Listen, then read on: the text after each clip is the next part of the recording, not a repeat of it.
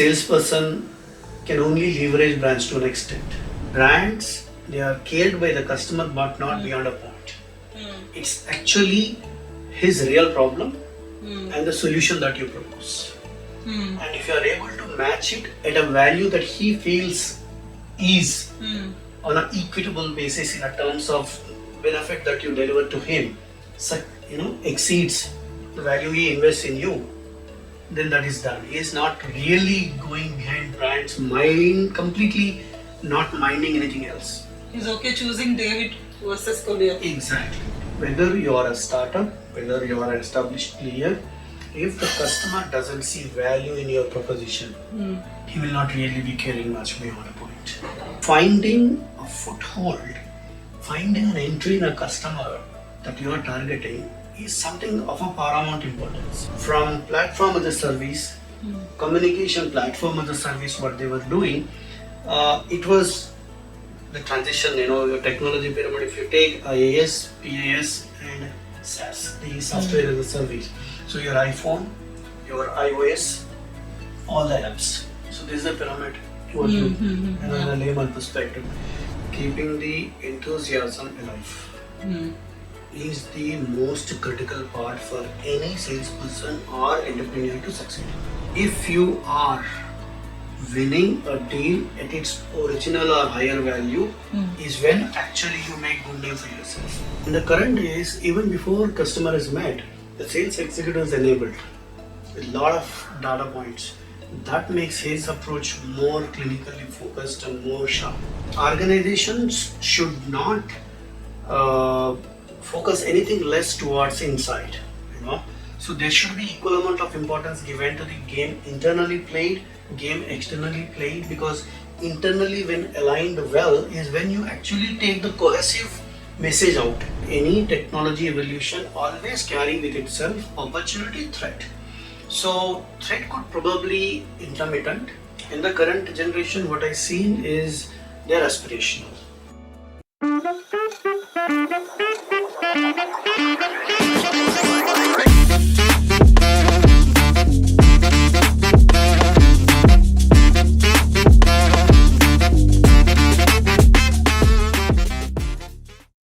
In this episode, we have Mr. Raghunatha Chary.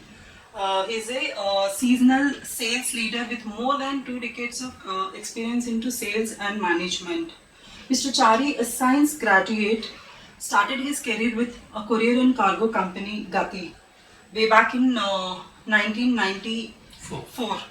And later he worked with a company called Tata Press Yellow Pages. And in 2002, he joined a technology sales company, Net4 India. Thereafter, he never looked back and he continued to succeed and grow, working with technology companies like Net4 India, Reliance Infocom and Syniverse. In 2015, he took the plunge and became an entrepreneur with MRC Consultancy. More about MRC Consultancy and his current role as a technology sales leader can be heard directly from him. With this, I welcome Mr. Chary to Deep Talk Sales today. Mr. Chary, thank you for joining us. Welcome to Deep Talk Sales. Pleasure is mine, Lavanya.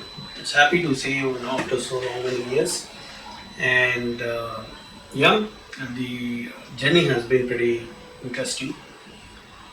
Traversing from non-technology domains like supply chain management and then advertising and then moving on to telecom, ISP, and then the software as a service, analytics, now cybersecurity. So the journey has been pretty interesting, and I enjoyed every turn, every event associated with this transition, and sales being very close to my heart.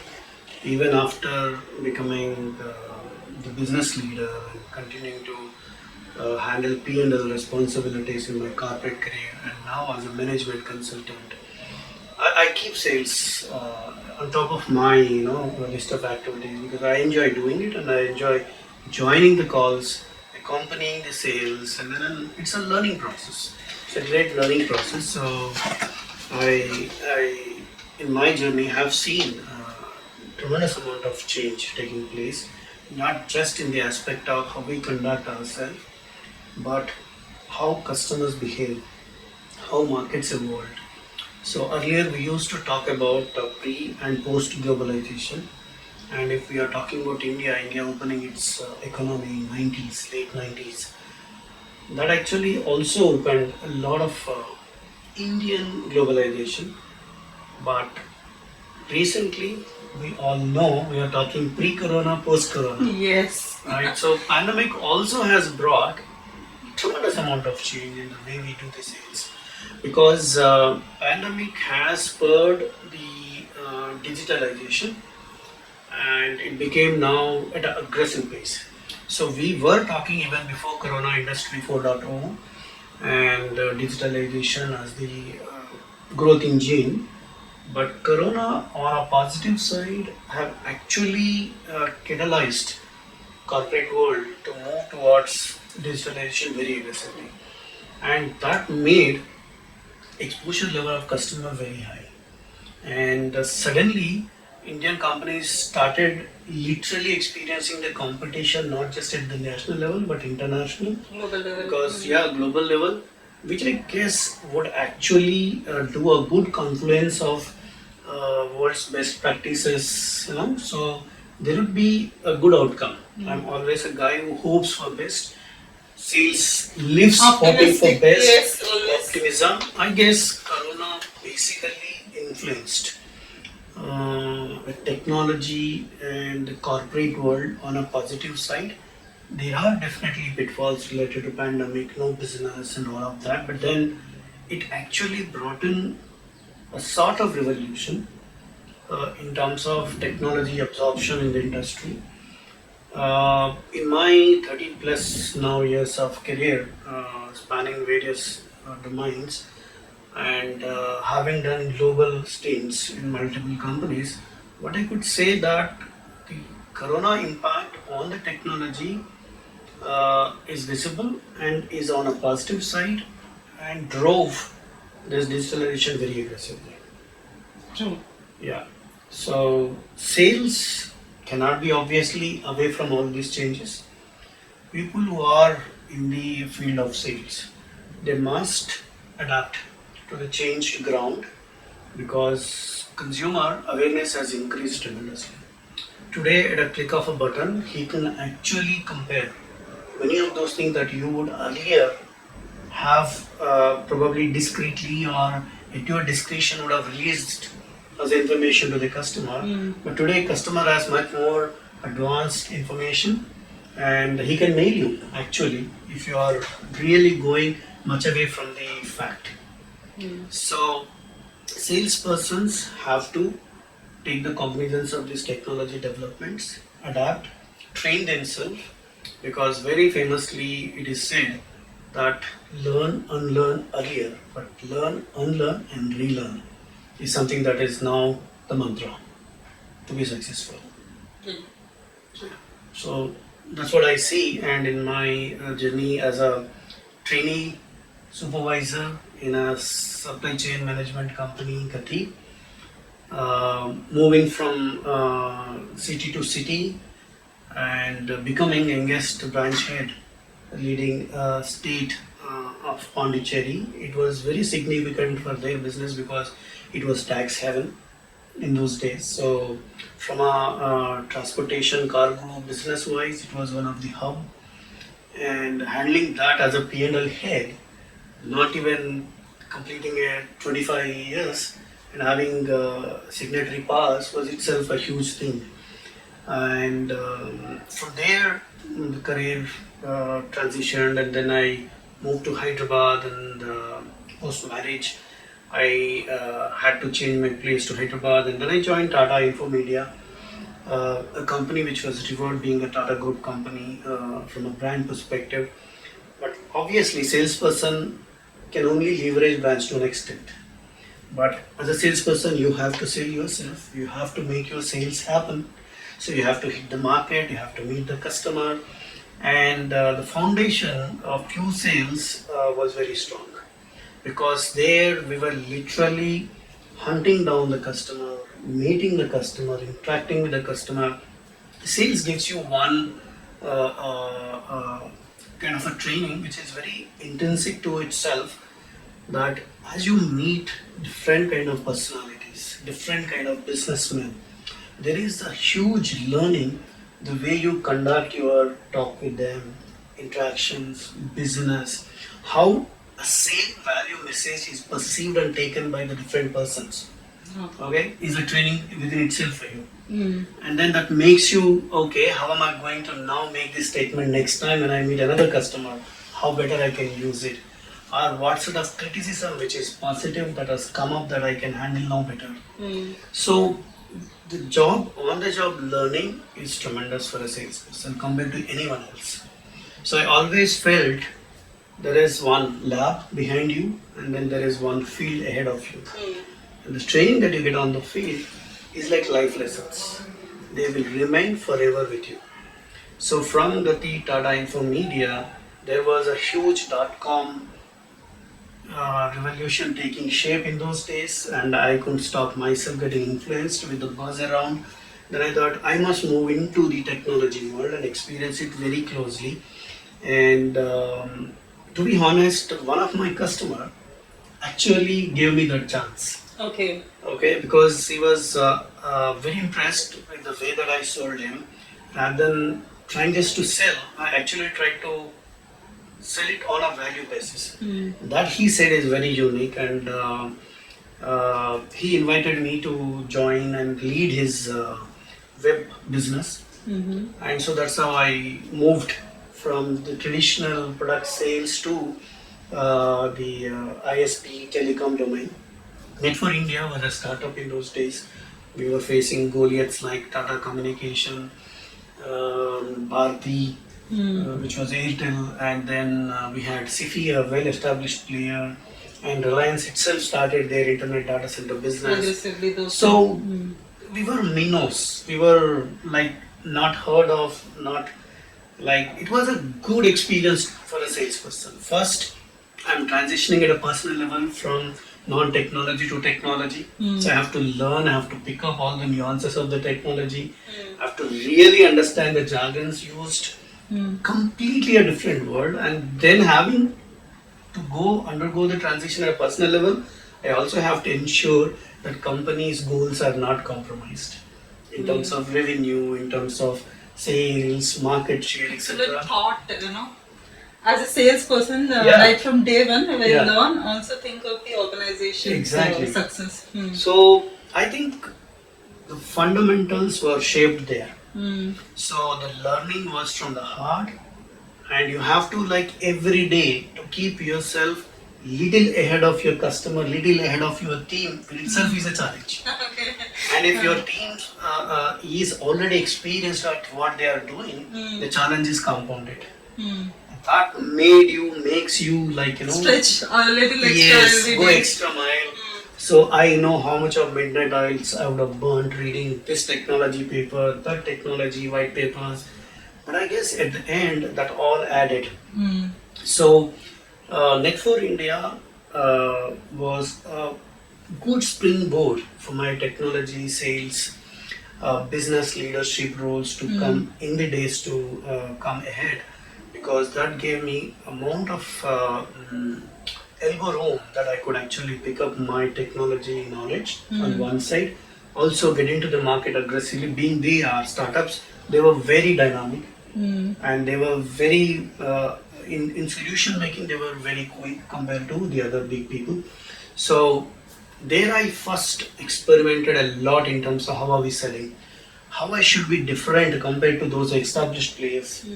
So within my traditional sales experience, the trial sales experience, I continue to carry on that exposure experience into this, merging that a little, amalgamating that into the technology side. And obviously I always continue to talk not from like, okay, let me sell this product or service, rather what is exactly the problem or the need of the customer, what exactly I have in match as a solution. And then getting into that discussion always connected me to the customer much closer than probably any other salesperson. Initially I was very nervous facing the salespeople from big brands, But as I could see, customer was accommodating me more than them, was seeing a lot of sense coming from me than them. Then I realized brands, they do care, they are cared by the customer, but not beyond a point. It's actually his real problem and the solution that you propose. And if you are able to match it at a value that he feels is on an equitable basis in terms of benefit that you deliver to him, so exceeds the value he invests in you, then that is done. He is not really going behind brands, completely not minding anything else. He's okay choosing David versus Korea. Exactly. Cool. So that is one thing that I picked up from various customer interactions. So that bolstered my confidence, and that also told me whether you are a startup, whether you are an established player, if the customer doesn't see value in your proposition, he will not really be caring much beyond a point. So that was one big value lesson for me. Okay. And moving on from Network India's great success, we built tremendous amount of success in the market. In our territory was state of unified Andhra Pradesh in those days, and we made good mark. And I introduced a concept of solution selling in Network India. Okay. So that was new in those days for them. So I tried to combine our entire product portfolio as one offer, and I would go and see which is that can get me an entrance into customer base. So finding a foothold, finding an entry in a customer that you are targeting is something of a paramount importance. And most often we feel getting through a big sale is the best way to get in and hold on to customer or account, what we these days call.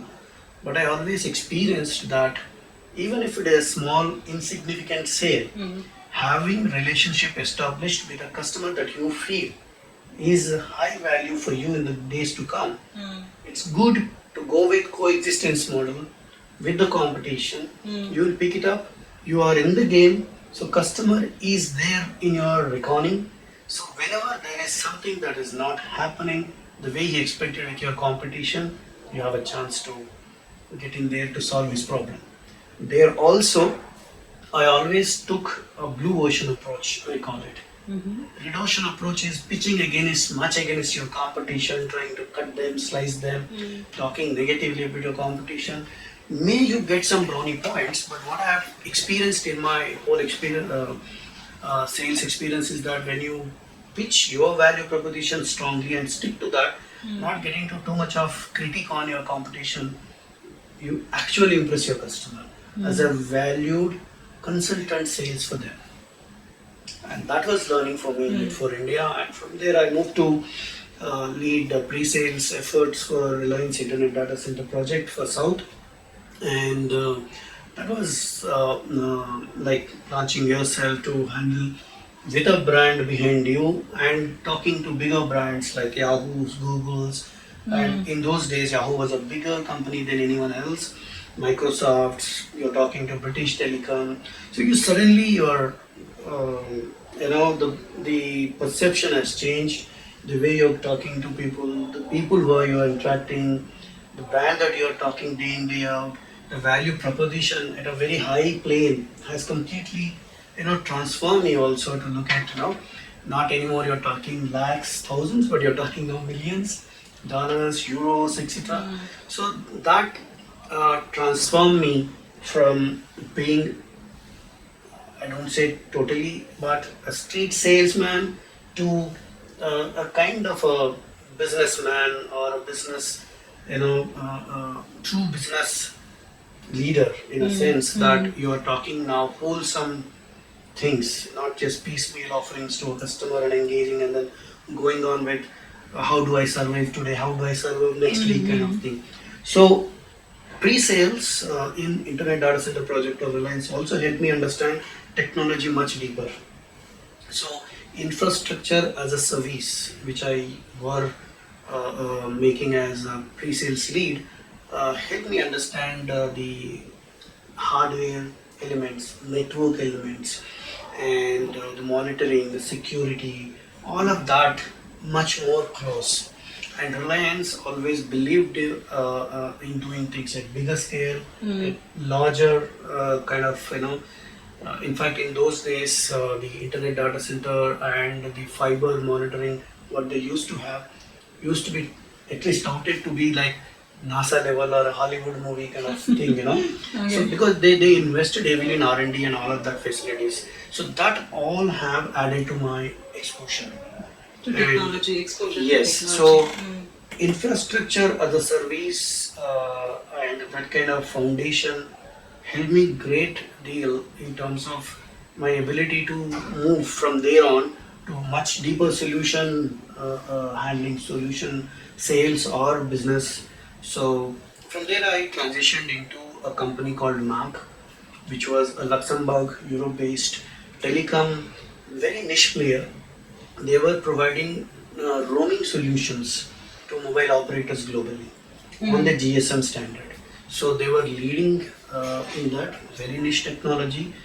Very few players in that game, and that propelled me to get onto international platform straight away and dealing sophisticated telecom operators who have a lot of technology awareness, and they were having partners like IBM, Tech Mahindra, TCS, supporting their IT operations, hobnobbing, interacting, dealing, negotiating day in day out with those kind of people helped me literally gain on global best practices in terms of technology, and that also moved me from IaaS, which is infrastructure as a service domain, to platform as a service, because NAC has built a beautiful platform which helps operators transact between them on data clearing, financial settlement, and a lot of other value-added services that they were offering.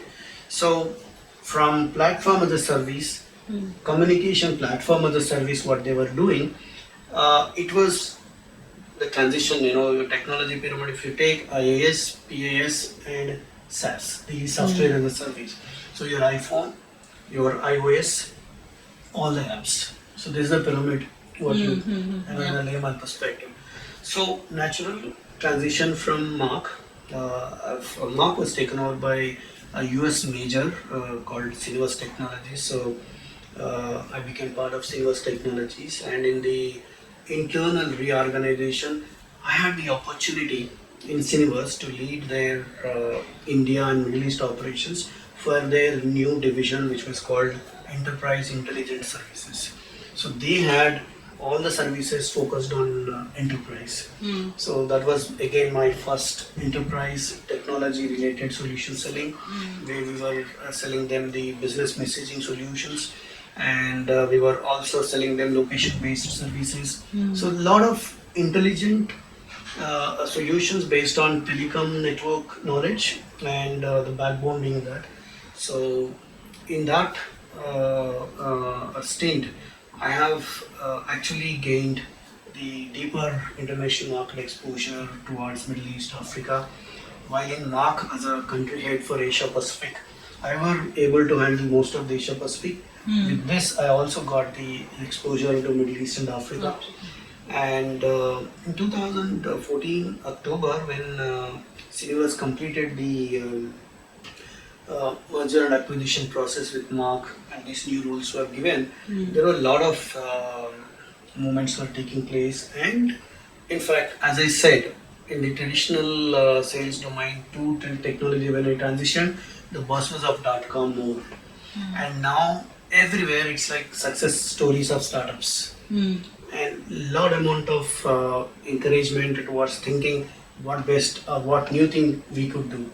So that is the time I was serving Mark in Singapore, where I came through some startups, interacted with them. I felt very encouraged and motivated that I should also do something which can solve some problem for the society. At the same time, of course, you also commercially gain out of it. So 2015 February, I launched myself. So as an entrepreneur into the market, so I turned myself into a management consultant, and also co-founded two startups like JusHandy, which was trying to bring in technology in the real estate field, and another startup, Techclyde, which was trying to support the cloud. Customers were trying to migrate to cloud. So cloud, you would probably be aware, is something where cloud. most of the enterprise companies are trying to move their data, so that management of data and other leveraging artificial intelligence or machine learning would be much more value add to them. So the data is getting more and more on cloud. What we felt in those days, this startup, we were 3 founders. We felt there is a gap, and particularly the medium and small scale enterprises are struggling to move to the cloud because of lack of knowledge, ability to do it themselves. There is a scope where they would probably outsource operational support, unlike the large corporates. So these 2 startups I co-founded and then invested in them. So it was a very learning some journey again as a startup, because it was completely away from your corporate luxuries, and now that you're burning your money, and how much ever spendthrift you are, you obviously have to spend for your marketing or many other things, and then suddenly you become a higher responsible person, being a board of director and being a co-founder. So it had its own plus and minuses. So journey as an entrepreneur started tipsy-topsy, I can say, because financial discipline is something that we learned at a very hard cost, at a very high cost. So we burnt a lot of money in probably experimenting or some wrong moves or some wrong revenues. So the startups did not really take off the way we would have anticipated, because the run rate we saw with the burn rate was different.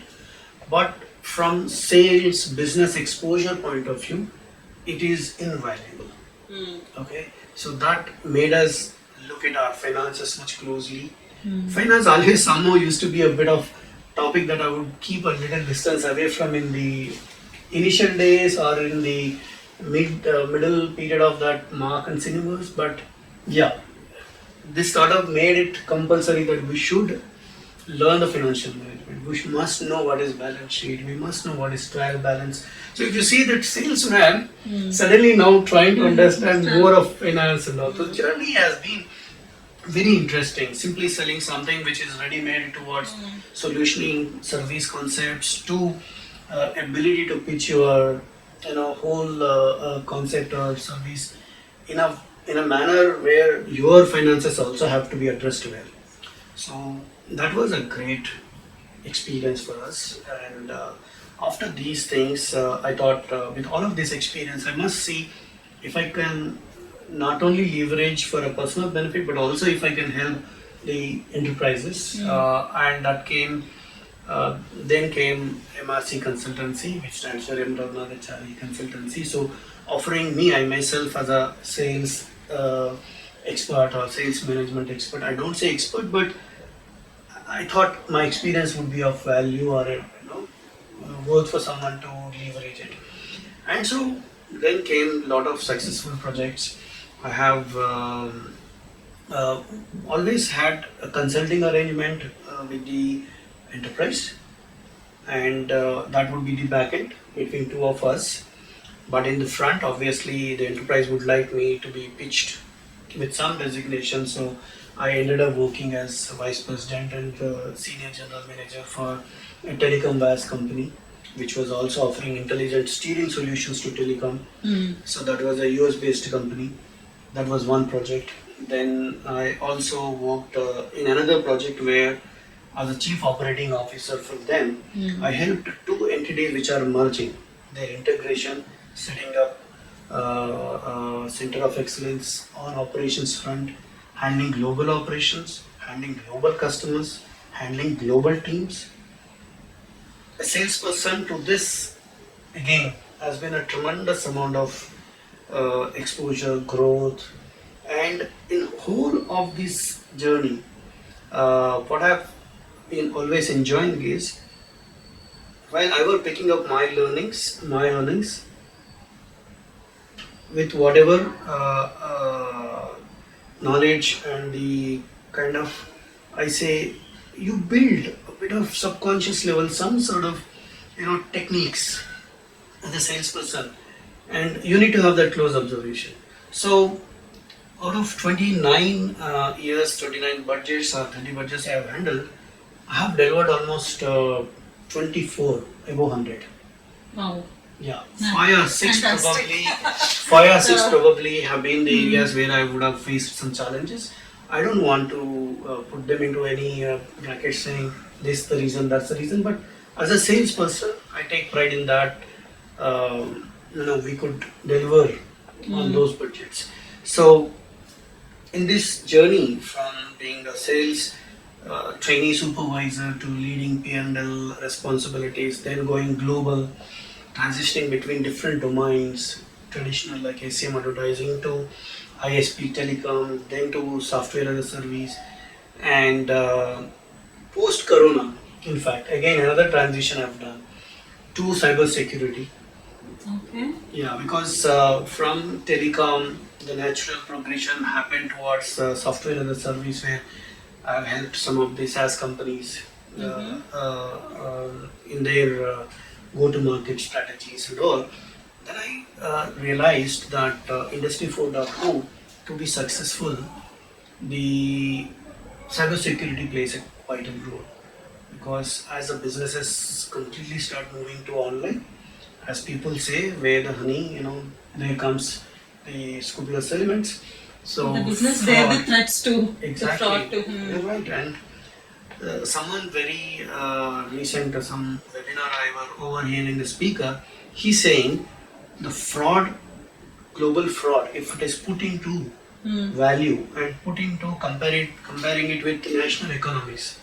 Okay, like India now is talking 3 trillion economy, becoming fifth now, and then going to be a third largest by economy. reaching so and so trillion. In that kind of parlance, if you bring in, someone said the fraud accumulatively put together is second largest economy. That's the amount of fraud taking place.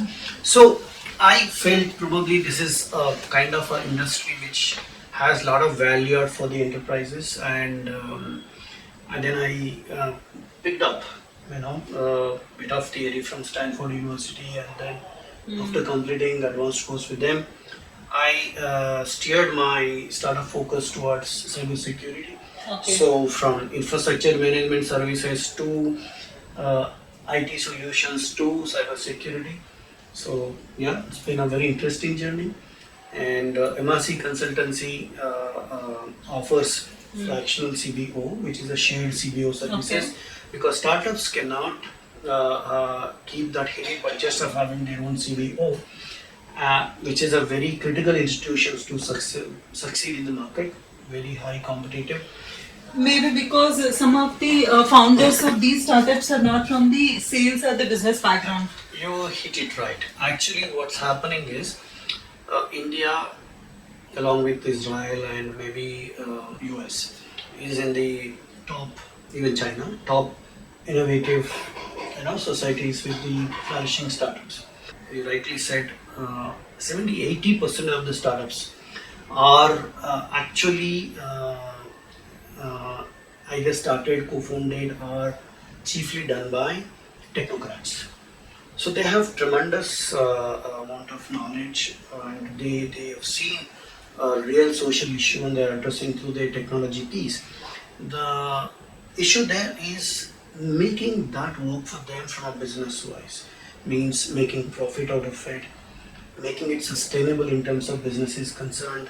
So there they normally fail, and 30% of startups failing because they are unable to go to the market and they are unable to make value out of their proposition to the customer.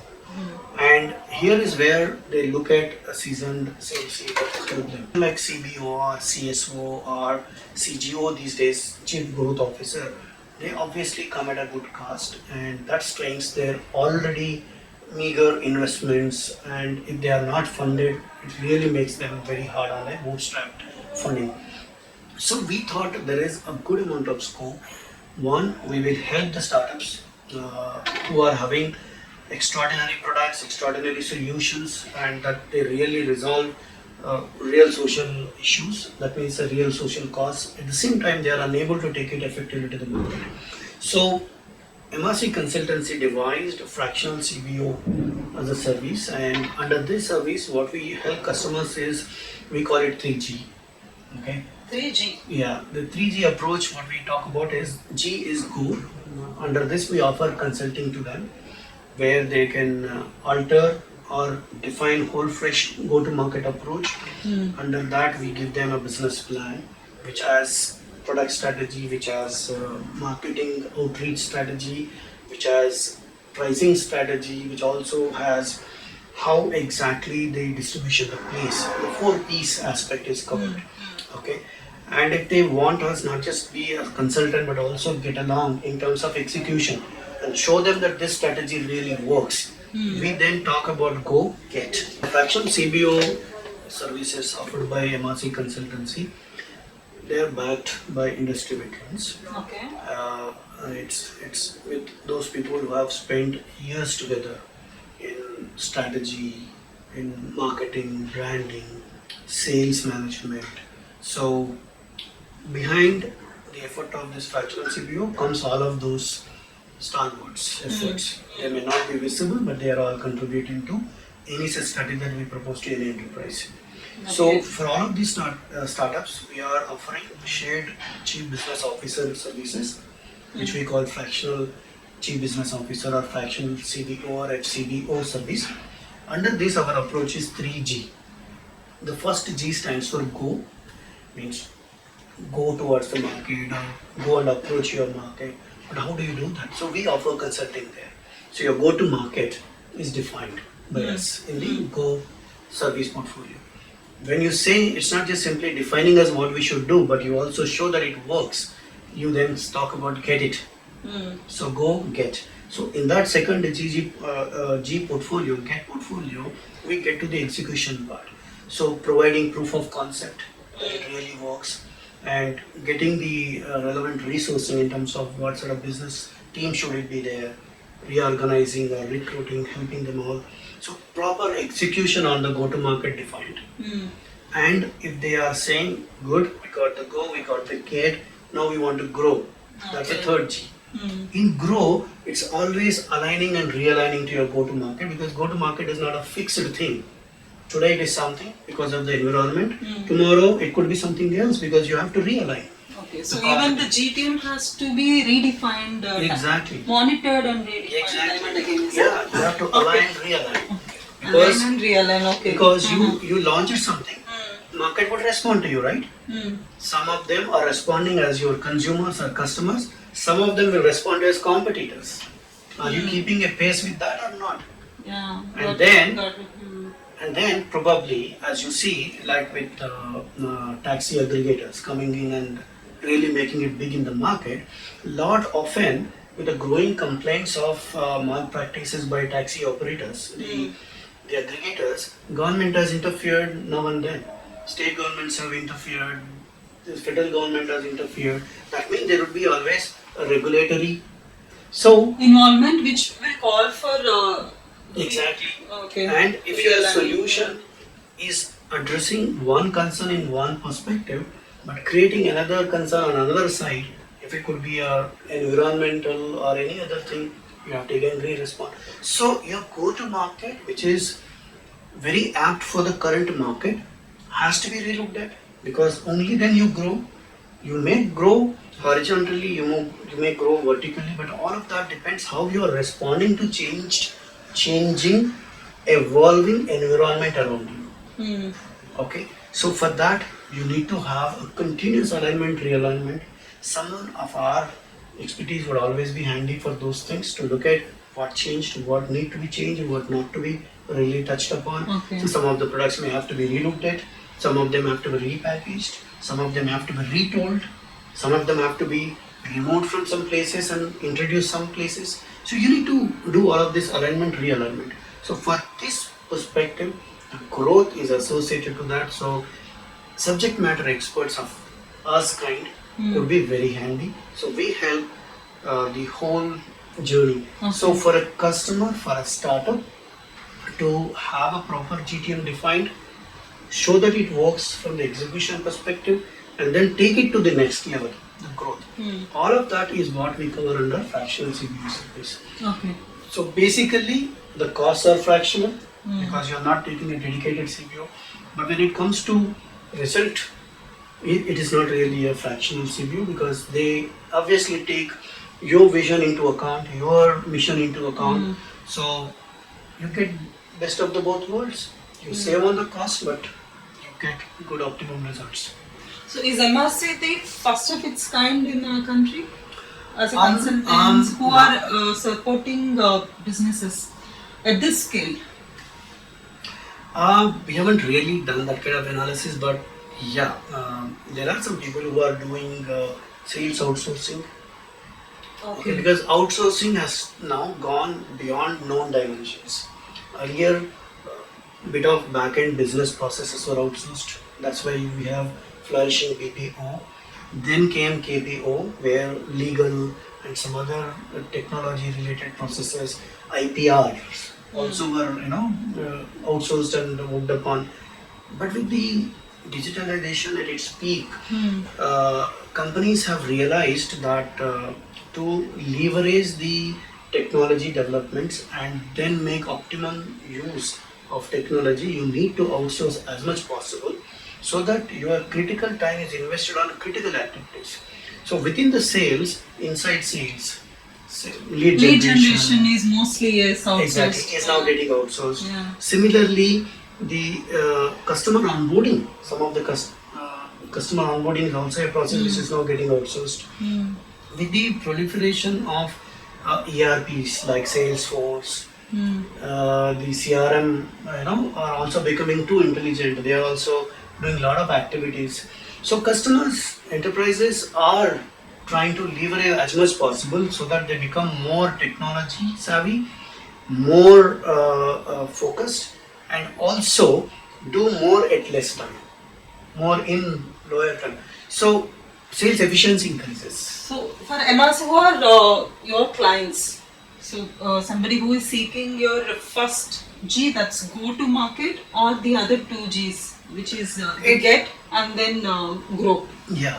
So there are startups, as we talk in terms of countries and GDPs, there are developed, developing, and yet to catch up with even the development. Similarly, there are startups who are at a very nascent stage. They're just bootstrapping their own money and then trying to start somewhere. Then there are people who have got either some sort of seed round or some sort of initial rounds, A series and all that. And then there are people who have matured to 2-3 rounds of investments, and they now are trying to see what beyond we can do. So these apply to different startups at different scales. So probably someone who is like not able to see growth the way they anticipate, they might ask us to offer consulting as a gap analysis study, and then redefine their existing go-to-market so that they can look at in a new perspective and start doing things. And if someone is seeing a lot of opportunity but unable to visualize what do I do, in what manner. Unable to capitalize on that opportunity for the benefit of the business. Market outreach also is something very critical. Which market to be prioritized and all that. Because as you know, the 20-80-20 game is most relevant irrespective of technology, non-technology. So if you are not playing in those 20 markets that contributes 80% of your revenue, you are actually putting enormous effort of that 80 to get that 20. So experts like us coming in actually flip this game. So if you are doing 80% effort to get 20, and you should have actually been there where 20% effort gets you 80, that's what the difference happens. So there are various stages that the startups move through or the enterprises move through.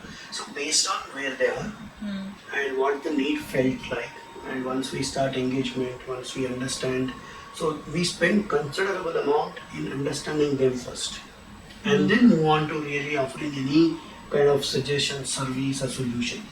So we spend a lot of time with the promoters, sitting, understanding, knowing, and then going back and then evaluating and then checking the current practices vis-a-vis what are the ideal practices, and then also checking the competition, checking the whole environment, and then coming back to them saying, okay, out of 1 to 10, 4 are happening very nicely.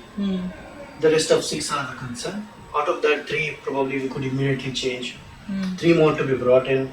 All of that, alignments can happen. So the approach here is to help startup leverage their technology in such a way that they are becoming profitable a little quickly than what they could have themselves done. Okay. At the same time, not becoming too burdensome on costs. So it's like 10 of Raghunatha Chary's working for them at 1/10 of a cost.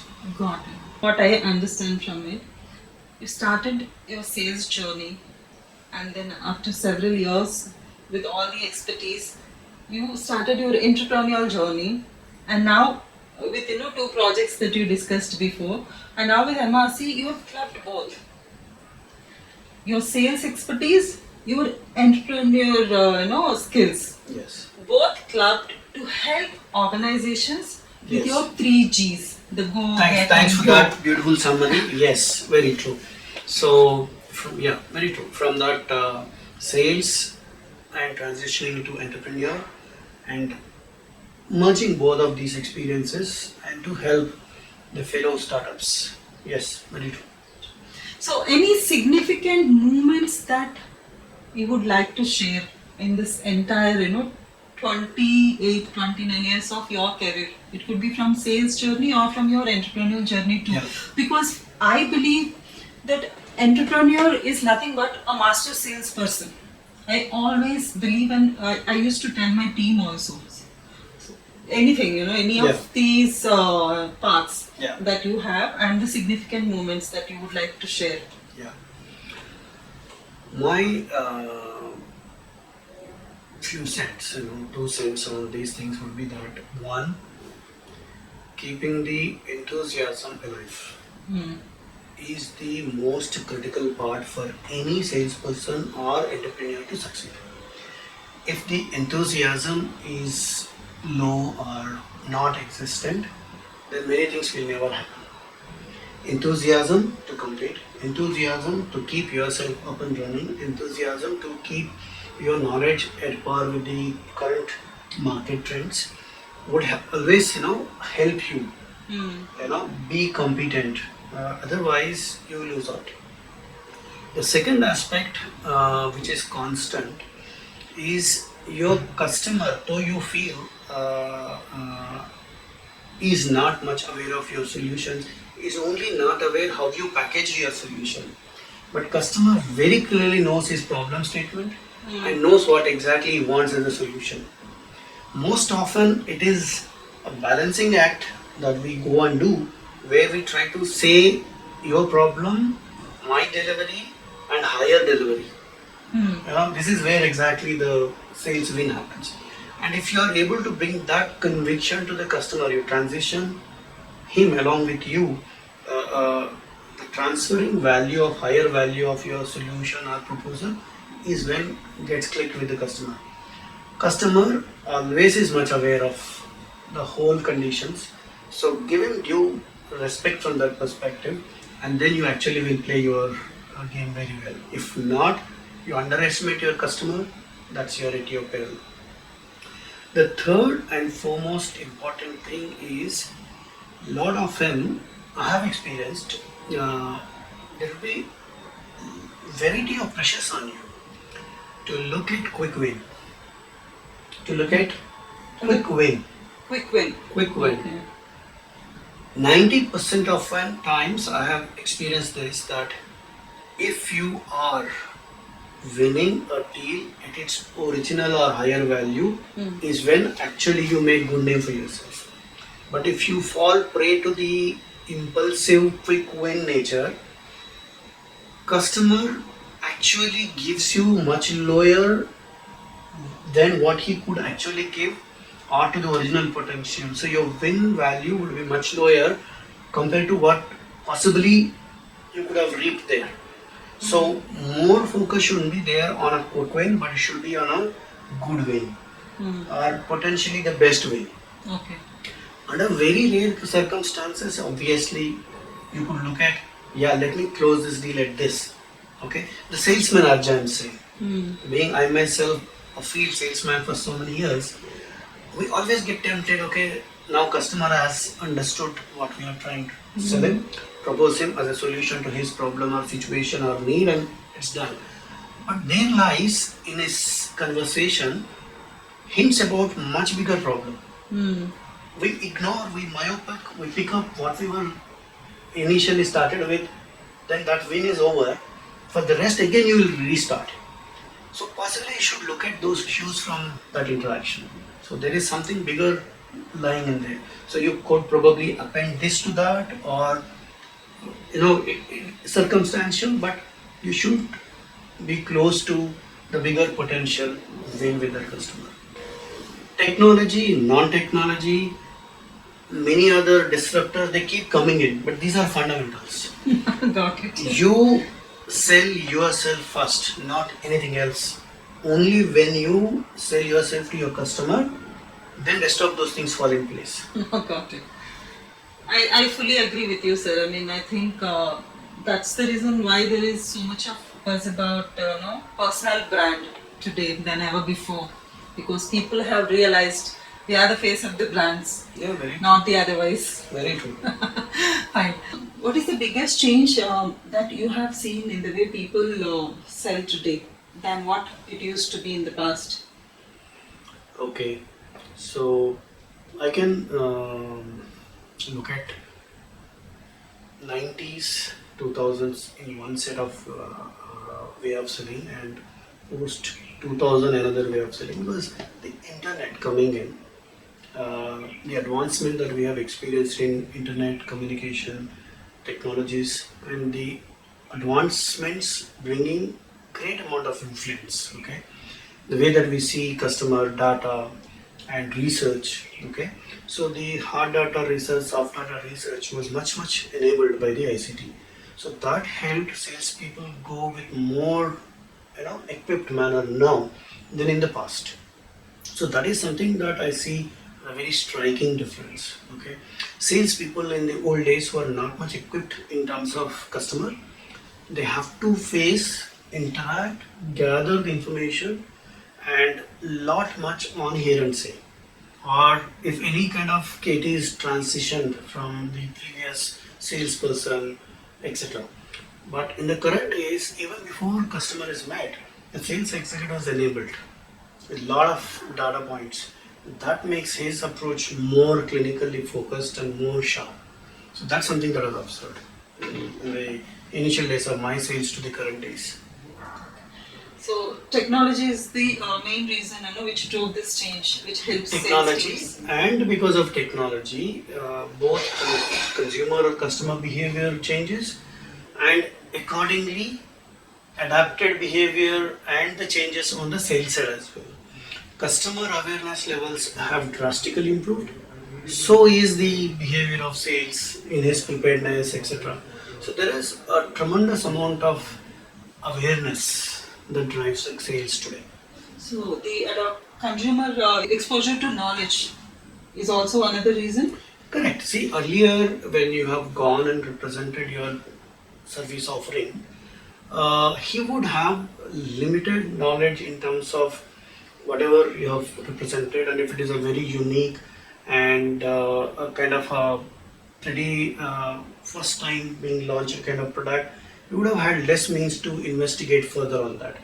But today, even if it is a unique product, he knows what could be the comparable propositions available in the market and how he should actually see this in terms of value add for his situation.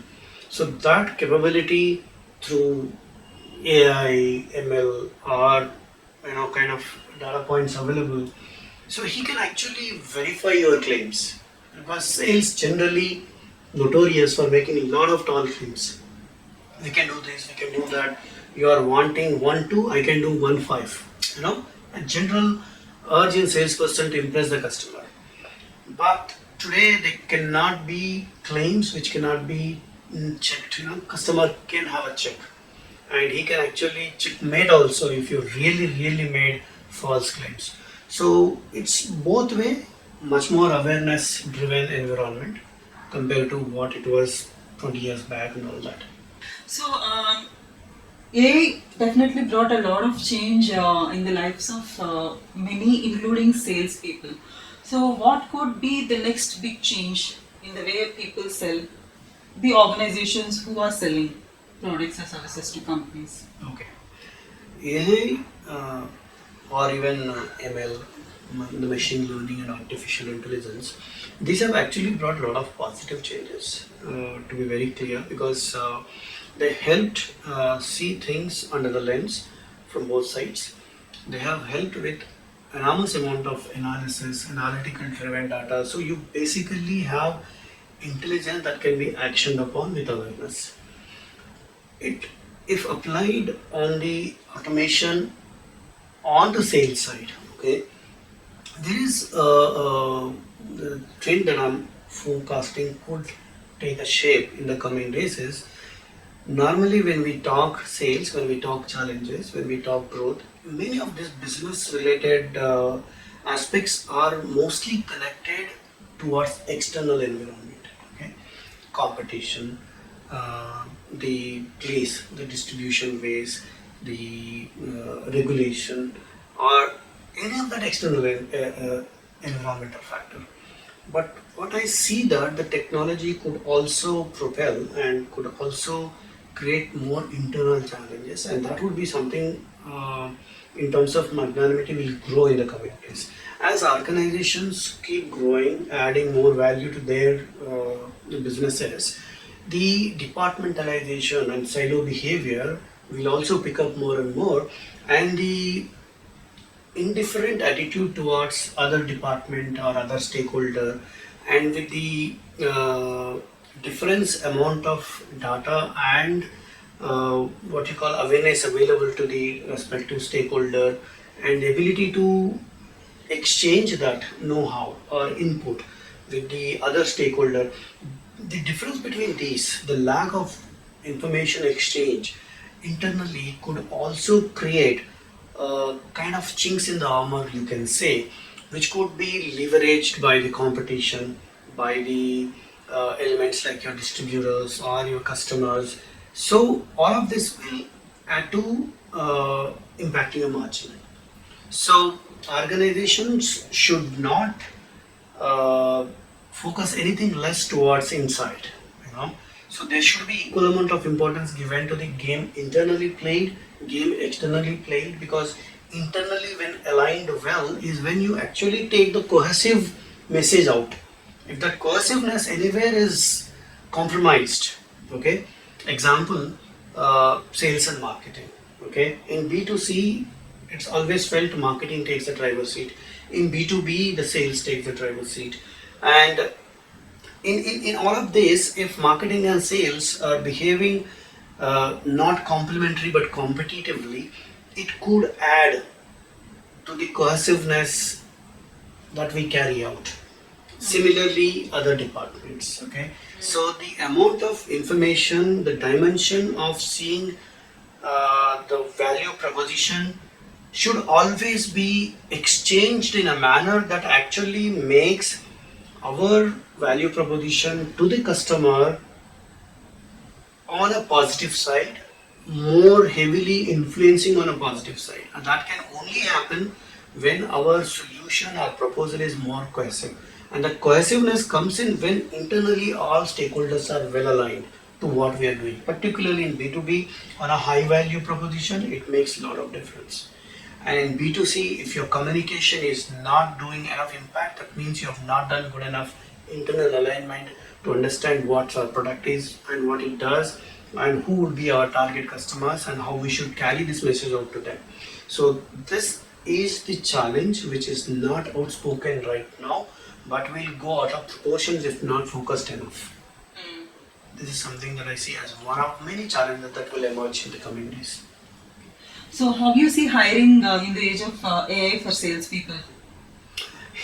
I know it's a nervous question, and I see a lot of people thinking that as much automation impacted other IT jobs, could probably automation would also impact sales. It's a yes or no answer, because impact obviously will be there. Impact could be marginal, could be heavy. What I always see that any technology evolution always carry with itself opportunity, threat. So threat could probably intermittent, because the transition phase you will see some job losses and all, with CRMs coming in, with the processes like inside sales, sales operations, and even sales hiring, and sometimes even KPI kind of activities, KPI performance management, all aspects of that also getting outsourced. And when these things are outsourced, most of them are outsourced to people who are technologically capable with their kind of technology solutions or products they brought in. So the technology disruption, technology coming and impacting will be a constant factor in the days to come. How we adapt, how we keep upskilling ourselves, and then keep ourselves ready for the next wave of change and challenge. Both is going to be a constant test. So, do you see salespeople up for it? The learning aspect for salespeople. It's a subjective thing, but then obviously, if someone wants to make a career out of sale, he has to be adaptable, and he has to keep himself at pace with these changes. So, learning and sometimes unlearning is a continuous process. Okay, and at times you may have to relearn things also. So this is a continuous process. So people who are serious at sales career obviously cannot do away with learning. They have to do this. Observational learning, is it good? See, it goes, yeah, obviously. See, the technology again is an enabler. So learning is again enabled by them. You could see, probably you could relate, maybe you are 10 years later than me in terms of real age is concerned. But then in our days, we used to go to physical classes. Today, you can count how many people go to physical classes, how many more go on online classes. And enterprises or business community is accepting online learning these days, because online learning also has evolved and come of the age. There are bigger universities which earlier you could not even think of going and then studying, like Wharton or Cambridge or your Stanford. So learning has become pretty accessible. Observational, it goes by the environment, goes by personal interest. So these also will have impact on it. So if leadership teams foster collaborative environment and they encourage interdepartmental collaboration, people who are joining will see what their leaders are talking and working, and they'll take the benefit of this collaborative environment. So, and once they are encouraged for interdepartmental transitions and transfers and taking up challenges, different cross-functional challenges, it always goes to a mode of person will be forced to learn, and that learning he knows will happen more quickly if he observes his seniors, his environment immediately sitting next to him or around him. So observational learning is critical aspect. It will be valued by individual upon his interest levels, but it's hand in glove. It goes along, learning from the external tools, learning from internal. Observational is more profound. So definitely it continues to be there and it continues to evolve with the technology. As per you, what motivates salespeople today? That's a very tricky question, because being a person who started career in 90s, our motivation used to be a bit of growth, money, position, very straightforward few aspects. But now, very high aspirational. The generation is aggressive in its approach. They are ready to put extra effort, extra hours, and they want really that, So there is no waiting for it to be recognized. Okay. Luckily for sales people who take sales as career, they are always under spotlight. Okay. My old bosses always used to say it's a maths game, and maths is on a day basis. So you are under spotlight. So if you are doing something good, you are quickly noticed, you are quickly recognized. Okay, so that's a good thing. That's also a bit of double-edged sword it is. So for people who are in sales and who want to pursue career in sales, I say growth has no limit. It's just the growth only. But yes, adaptability and interpersonal skills and keeping a pace with the changing dynamics in terms of technology.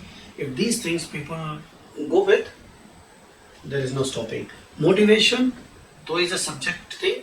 In the current generation, what I see is they're aspirational. Aspirations have multi-dimension these days. A big vehicle, higher vehicle, no more two-wheeler is aspiration. So you're catching me, right? So the goodies get doled out by enterprises or corporate world these days also are in tune with that. And we see that to retain or to acquire best talent, even startups are all doing very innovative things. So motivation today is multidimensional. So it's more complex for an organization to keep Yes, but leaders thankfully, catch-up game is also equally good. equally good Good, by both fantastic. sides. Fantastic. So, what's your stake on which area of business, the sales, the organization should invest in? Should they invest in bringing in more tools? Should they invest in personal training for salespeople today? Or should they invest in collaboration for salespeople so that they're always on top of the game? Organization's investment on I'm sales. always a automation pro person. At the same time, organizations should not lose the focus in terms of optimization on all fronts. Simply keep automating doesn't mean you're going to really add value, really going to grow because of only automation. How best that automation is put to use, how much optimized are the processes, and how much are people going coherently with these things. So training, development, automation, three have to be taken all along together. Nice, thank you. And what about self-care in salespeople? This is one of the most ignored area. I'm telling my sales fraternity that please do not ignore. This is one of the core area, and in fact, as the trend suggests, 60 to 70% of salesmen, successful salesmen, after becoming sales leaders, they become business leaders and they end up handling CBO, CXO roles more compared to other people. But with that kind of higher incentive comes a lot of other sacrifices that this person has to do. So when we are burning more calories on the road, when we are burning more under the pressure in terms of physical and mental there is a stress. game of physical, mental stress all along. So if you are not taking your body with you, not listening to it, not giving good enough care to it, then at some times you will feel wanting, and in a very critical time that wanting will go very negatively for growth. So please take care of your health, physical health, mental health. Put some time on yourself, talk to yourself, listen to yourself, and give what it wants. Good night rest, good night sleep, good food, because that's something that I feel salespeople always take it for granted. Timely. Yeah, they think on the way grabbing is gonna be okay. When age is to your side, it really doesn't matter, but all of this add up at certain age when you really feel you could have taken care of those times. So bringing discipline, of course, it's a very challenging thing for sales when they are on the move, whether within the place where they are working or whether between different places. Salesperson is always on the move, and that exactly when it is known to us, you are like, you know your handicap situation, so you must plan accordingly. So right food, right rest, balanced work-life thing is something that is gonna help you see yourself successfully doing bigger things. If not, you will really, it's like unable to finish the race. Okay. So sometimes being consistent is more important than being fast. Self-care is most ignored. It should not be anymore. So What's your message for entire sales community for whom we are doing this conversation? My message to sales community is that there cannot be exciting days anymore than these, because India as a country is on cusp of becoming top 3 economies, and with global realignment of economies, the power is shifting to Asia, and Asia is turning into a knowledge hub or knowledge source. That means for salespeople, the innovation hub is going to be this part of the world, and from here, if you are sprouting out to sell something, you're going to be global much faster than any other region. That's a big thing. Growth has no limit. Growth has multi-dimensional opportunity right now. So that means it's up to you how you adapt, how you go, and how you take it up. So guys, enjoy this. Plenty of growth, plenty of opportunities. Grab it. Don't ignore yourself. Nothing at the cost of your health. All the very best. Rock. So thank you so much for making it to the show and taking time and sharing all your experiences and those critical insights and learning from your experiences. Thank you so much. Thank you, Lavanya, for bringing me here, and I'm glad that I'm talking to my community after a good long time through your medium. I hope all the best. I wish all the best for you, and I hope best for everyone. All the very best. Bye bye. Thank you.